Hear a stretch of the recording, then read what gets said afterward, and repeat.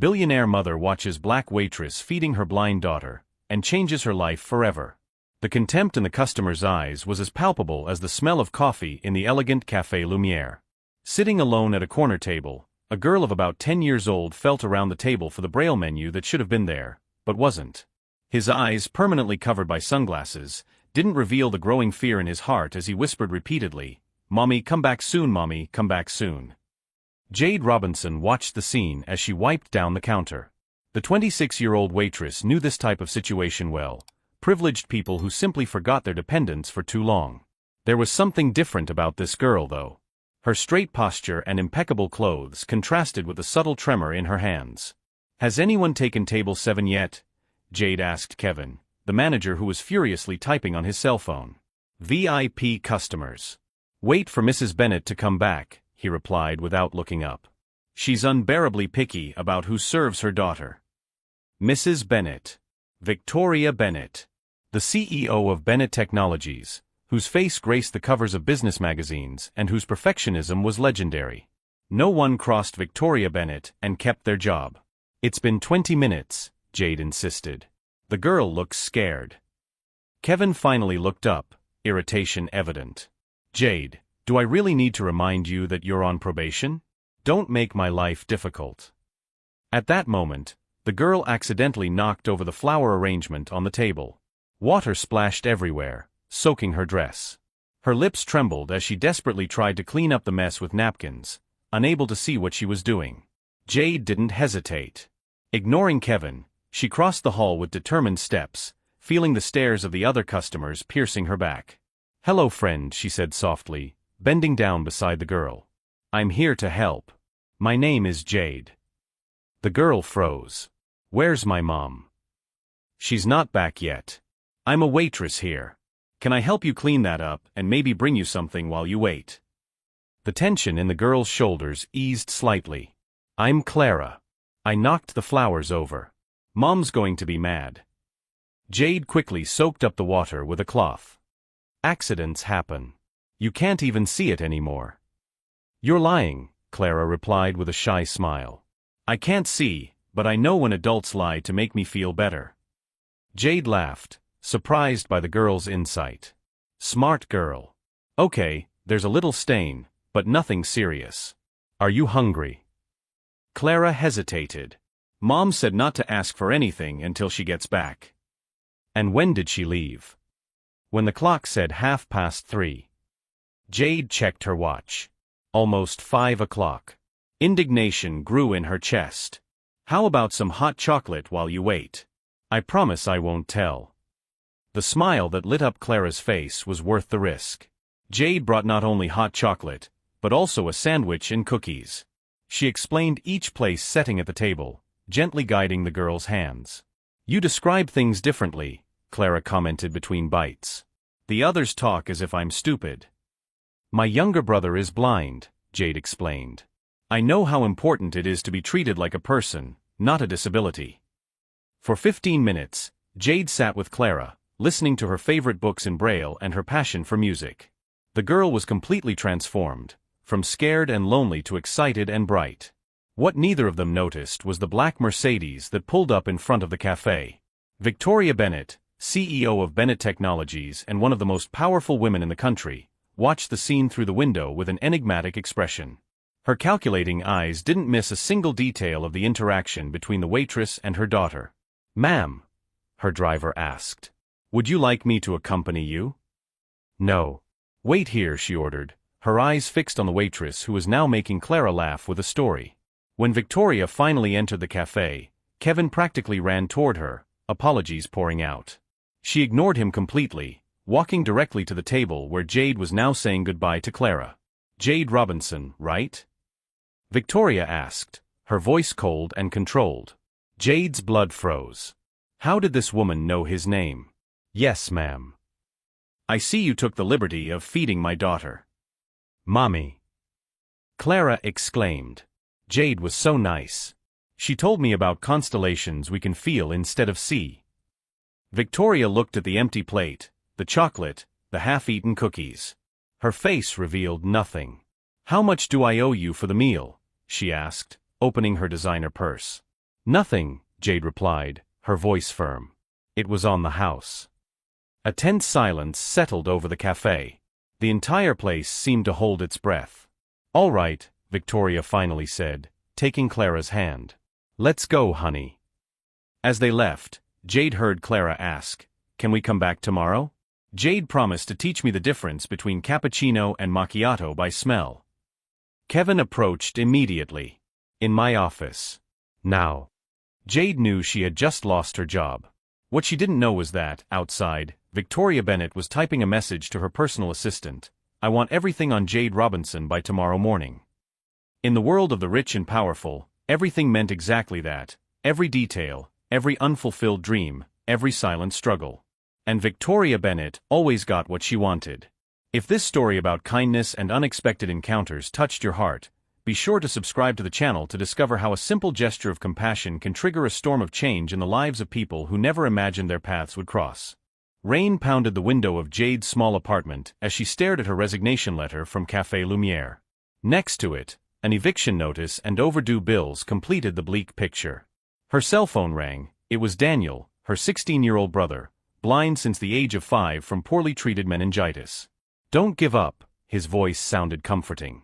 "You always said that everything happens for a reason." "I lost my job for helping a child, Danny. What could be the reason for that?" The intercom interrupted her. A professional, cold voice announced, "Miss Robinson? I am Margaret Chun, legal assistant at Bennett Technologies.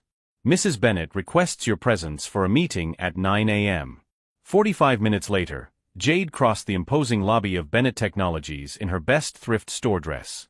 The contrast between her and the executives in expensive suits was striking. In the 45th floor conference room, Victoria Bennett surveyed the city like a queen contemplating her kingdom. Without turning, she motioned to a chair. "Yesterday you served my daughter when I specifically asked you to wait for my return," Victoria began, her voice calculatedly neutral. "She was hungry," Jade replied simply. Victoria finally turned to face her. "Do you know why I left Clara alone for nearly 2 hours?" The question took Jade by surprise. "No, ma'am." "To see who would notice her. A social experiment. 17 people passed that table, employees, customers, her manager. No one stopped. Except you." Jade felt indignation rise. "You tested people? Using your own daughter?" A slight smile crossed Victoria's face. "Clara knew. It's a game we play." Margaret placed a folder in front of Jade. Inside was a check for wrongful termination, with more zeros than Jade had ever seen. "I'm not for sale," Jade pushed the folder back. Victoria raised an eyebrow, genuinely surprised. "Everyone has a price." "Not me. And using your blind daughter as bait to test humanity is disgusting." A tense silence filled the room. Margaret looked like she was about to faint. No one spoke to Victoria Bennett like that. "Interesting," Victoria finally replied. "Clara asked about you. She doesn't do that. Not usually." For the first time, Jade glimpsed something beyond the cold mask, a genuinely intrigued mother. "I have a different proposal." Victoria slid another folder across the table. "Clara needs a companion. The salary is significant." The amount mentioned made Jade's heart race, 10 times what she earned at the cafe. "Why me?" she asked suspiciously. "My daughter has a perfect ear for insincerity. You're authentic." Victoria gestured, and Margaret presented another folder. "Your background is impressive. You dropped out of college to take care of your brother. 3 jobs to keep him in a specialized school." Jade felt a chill. "How did you get this information?" Victoria ignored the question. "I have resources. I know your brother is a prodigious pianist. Wellington Academy would be perfect for him. The most prestigious music school in the country, and absolutely out of reach for someone like Daniel." "That's emotional blackmail," Jade said, controlling her anger. "This is business," Victoria corrected. "I'm offering opportunities for both of you." On the way back, Jade received a phone call. Wellington Academy wanted to schedule an audition for Daniel. Victoria hadn't wasted any time. That night, Jade researched Victoria Bennett obsessively, uncovering disturbing patterns, former employees who disappeared professionally, rivals facing coincidental scandals, a former nanny who had sued Victoria for bullying only to mysteriously drop the lawsuit. But then Jade found something else: news reports about the accident that had blinded Clara 5 years earlier. Victoria had been driving, possibly distracted by text messages. Afterward, the story simply disappeared from the media. The next day, when Daniel played the piano at Wellington Academy, bringing tears to the teacher's eyes, Jade made her decision. She would enter Victoria Bennett's world not only for her brother, but also for Clara, a brilliant girl trapped in a gilded cage, with a mother who used her as a pawn in power games. What Victoria didn't realize was that Jade wasn't just a desperate waitress.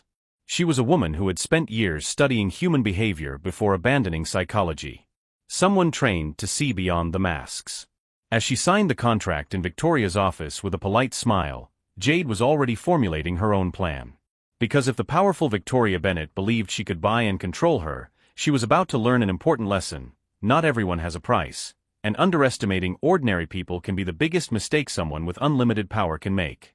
What Victoria couldn't imagine was that by opening the doors of her empire to Jade, she was allowing a true expert on people to cross her path. As the days passed, the carefully buried secrets of the Bennett family would begin to emerge from the shadows, and the balance of power between them would shift in ways the billionaire could never anticipate. 3 months had passed since Jade had entered the Bennett's lives. The once intimidating mansion now felt almost familiar. Clara was blossoming under her care, revealing an intelligence and curiosity that had been stifled by years of overprotection. "The stars must be like music we can't hear," Clara explained as her fingers traced an astronomy book in Braille. "We feel like they're there even when we can't see them." Victoria watched from a distance, her gaze impenetrable. "Clara has never talked so much," she commented later. "What have you done to her?" "Nothing special. I just treat her like a person, not a disability." The next morning, while organizing Clara's books, Jade found a box hidden at the back of the closet. Inside was a diary and a USB stick. "It's Mom's diary," Clara explained when she felt Jade freeze. "Trevor helped me hide it." Trevor Bennett, Victoria's brother, rarely mentioned. That night, after Clara fell asleep, Jade inserted the flash drive into her laptop. The contents left her stunned: photos of Victoria smiling, something Jade had never witnessed, videos of Clara with her sight still intact, and headlines that never made it to the newspapers. Bennett Technologies CEO investigated for driving under the influence. Victoria Bennett's daughter may lose her sight permanently. An email from Trevor to Victoria, dated a week after the accident, confirmed the worst. "Vic, the lawyers managed to suppress the story. The judge sealed the records. The driver of the other car accepted the settlement agreement. Clara deserves to know the truth someday." Victoria had not only caused the accident, she had used her power and money to cover it up. The next morning, Victoria announced, "I have a meeting with the Foundation for Visually Impaired Children. Clara is going with me."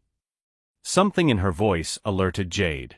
After some research, she discovered that no such meeting had been scheduled. On instinct, she placed a small tracking device in Clara's backpack. 3 hours later, the tracker showed a remote location, 100 kilometers from the city. Jade called her only possible ally, Trevor Bennett. Victoria cancelled Clara's experimental treatments over the last 5 years, Trevor revealed when she found him. Procedures that could have restored some of her vision. "Why?" Jade asked, horrified. "Guilt. Control. Victoria believes that if Clara regains her sight, she will see her mother for who she really is, the person responsible for her blindness." The GPS guided them to an isolated clinic. Through the window, they saw Victoria arguing with a doctor, while Clara waited confused in an exam room. "She repeats the tests twice a year to ensure Clara remains blind," Trevor explained. "She hires specialists to confirm there's no hope, even when there is." Clara turned her head toward them, as if she could sense their presence. "Enough," Jade declared, determined. "Clara deserves the truth." As they entered, Victoria paled. "What are you doing here?" "It's over, Victoria," Trevor said, holding out a folder. "I have copies of everything. The accident. The cover-up. The denied treatments." "You don't understand," Victoria whispered, desperation in her voice. "I can't lose her." "She already knows," Jade interrupted, pointing to Clara, who was approaching silently. "I always knew Mom," Clara said, her voice small but firm. "I heard you crying every night. What I never understood was why you didn't let me try to see again." Victoria fell to her knees. "Clara, Mom," Clara touched her mother's face, mapping her tears. "I wouldn't hate you for the truth. I hate you for the lies." It was as if a house of cards had collapsed. The powerful Victoria Bennett, reduced to a woman broken by guilt and fear. The doctor approached hesitantly. "Miss Clara, the new treatment has a 60% chance of partial recovery. Your mother has refused it for 5 consecutive years." Clara turned to Jade, seeking her hand. "What would you do?" "It doesn't matter what I would do," Jade replied, holding the girl's hand. "What matters is what you want." Victoria watched, transfigured by shock, as her daughter finally made a decision that should have been hers long ago. The empire built on control began to crumble, not from public exposure, but from the simple power of truth between mother and daughter. What made the moment even more extraordinary was how the roles had been reversed. Victoria Bennett, the woman who controlled fortunes and destinies with a simple phone call, now watched helplessly as a waitress she had tried to buy and a child she had tried to protect through lies completely redrew the future of the Bennett family. "I want to try the treatment," Clara finally declared, her voice stronger than ever. "And I want Jade to be with me throughout the process." Victoria's eyes, always calculating and cold, now overflowed with something no one in that room had ever seen before: genuine vulnerability. And as she silently nodded to her daughter's decision, something fundamental began to change in their relationship. What no one could have predicted at that moment was that the real miracle would not only be the possible recovery of Clara's sight, but the painful and necessary beginning of the healing of a family torn apart by secrets and guilt. And for Victoria Bennett, the hardest lesson was just beginning. Sometimes salvation comes from the very people we think we can manipulate. 6 months passed. Autumn covered the Bennett mansion garden with golden leaves while Clara, wearing special dark glasses, pointed excitedly at the nearest tree. "I can see the outline. It's brown and orange at the same time," she exclaimed, her voice overflowing with joy. The experimental treatment had been a partial success. Clara had not regained her sight completely, but she could now distinguish shadows, outlines, and on good days some colors. For someone who had lived in darkness for 5 years, it was like rediscovering the world. Watching the scene from the porch, Victoria held a cup of tea with slightly trembling hands. Her corporate empire remained intact, but something fundamental had changed within her. The fall had not been public or financial, it had been personal. "It's still hard for her," Trevor commented, sitting down next to his sister. "Seeing Clara get better means confronting what she did." "And what I didn't do," Victoria added, her voice devoid of its usual coldness. 5 years lost to fear and guilt." Trevor smiled softly. "But not 7 or 10 or a lifetime. You finally stopped running." At Bennett Technologies, the changes were visible to everyone. The relentless CEO now left promptly at 5 to attend Clara's therapy sessions. The Bennett Foundation for Visually Impaired Children, once a mere public relations front, had become a real priority, funding innovative research and affordable treatments. Jade watched these transformations with cautious optimism. She continued to work as Clara's companion, but now she also coordinated the Foundation's social programs. Her brother Daniel dazzled audiences at Wellington Academy, his talent finally finding the stage it deserved. "Did you know this would happen?"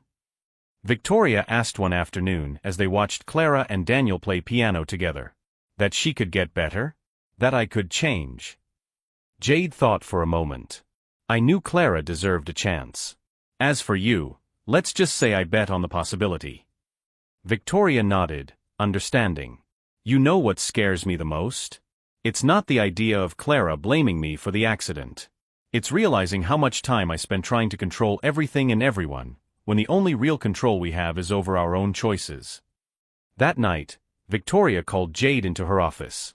On the table lay a set of documents. "I want you to run the foundation," she announced without preamble. "Not as an employee. As a partner." Jade examined the papers, stunned. Victoria was offering her 40% of the foundation, complete autonomy, and a budget that could help thousands of children. "Why?" asked Jade, still suspicious after months of psychological games.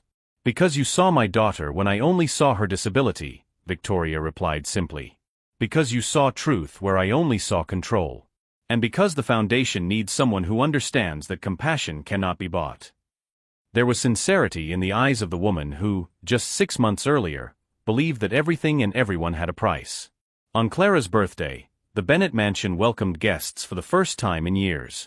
Not executives or politicians, but children from the foundation and their families.